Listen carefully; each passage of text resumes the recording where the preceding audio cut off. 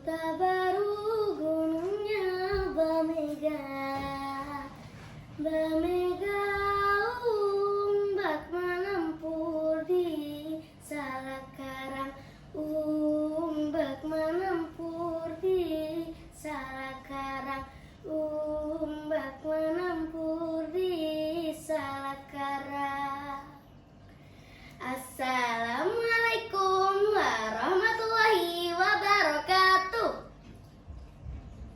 Halo teman-teman semua, perkenalkan nama saya Alifah Hoirunisa Sanama dari kelas 5C SDIT Robbani Banjarbaru.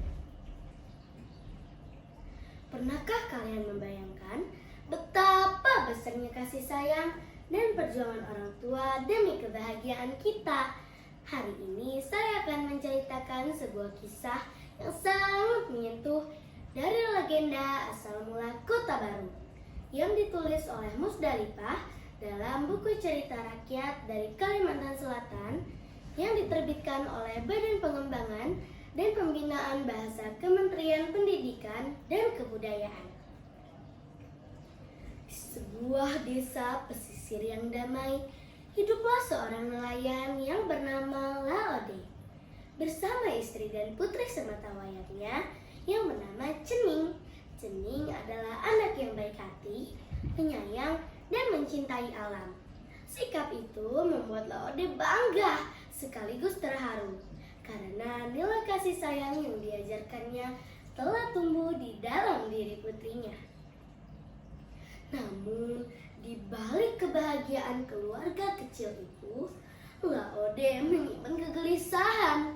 Keesokan harinya ia harus berlayar meninggalkan keluarga untuk mencari kehidupan yang lebih baik. Malam sebelum keberangkatan, ia merasa firasat buruk akan datang, seolah perjalanan kali ini tidak seperti biasanya. Meskipun sang istri berusaha menenangkan, Laode tetap dihantui rasa takut tidak dapat kembali berkumpul dengan putri dan istrinya.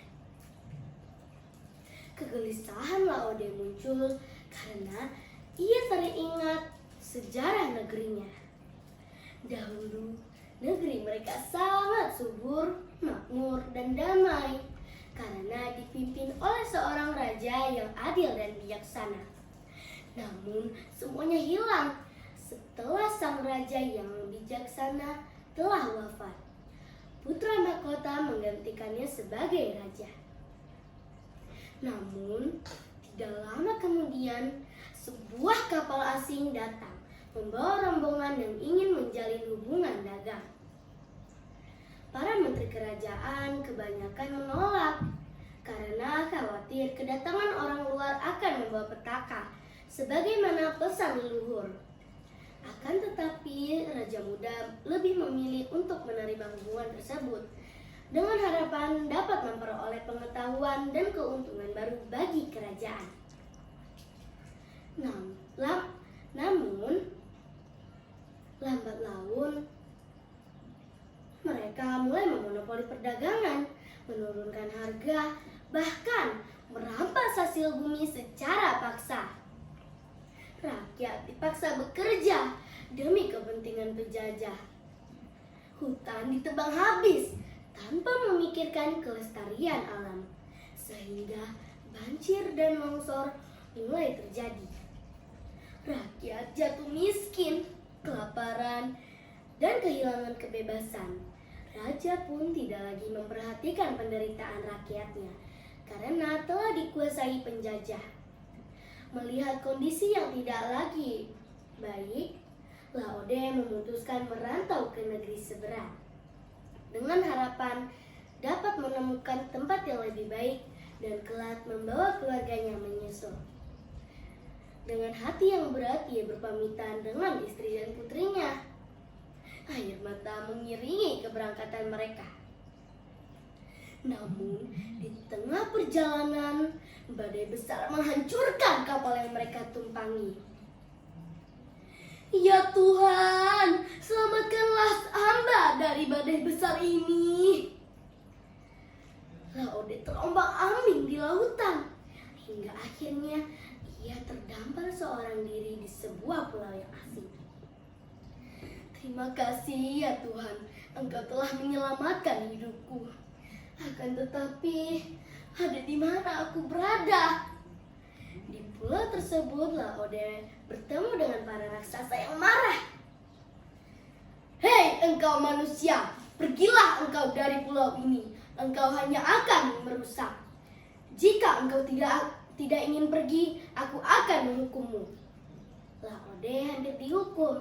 Akan tetapi, ia mengusulkan sebuah perlombaan lari menuju puncak gunung.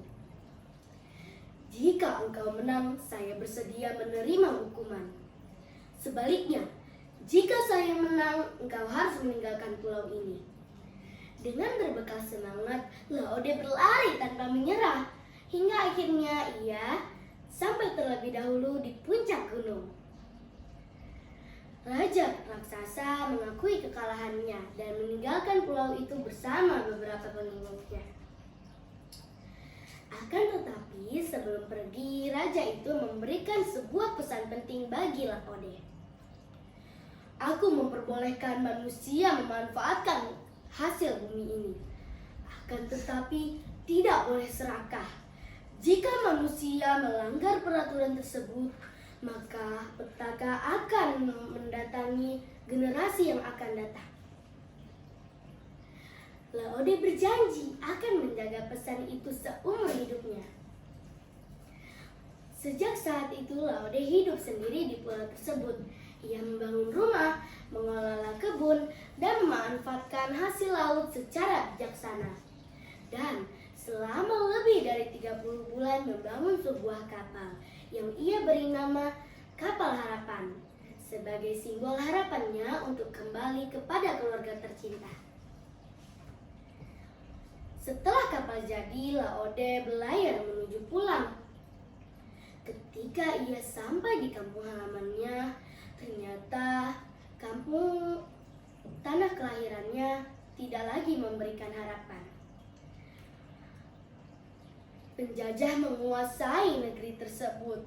Raja kehilangan kekuasaannya dan rakyat hidup sengsara. Akhirnya Laode memutuskan membawa istri dan putrinya serta beberapa kerabatnya untuk ikut bersamanya ke negeri yang baru yang telah ia temukan.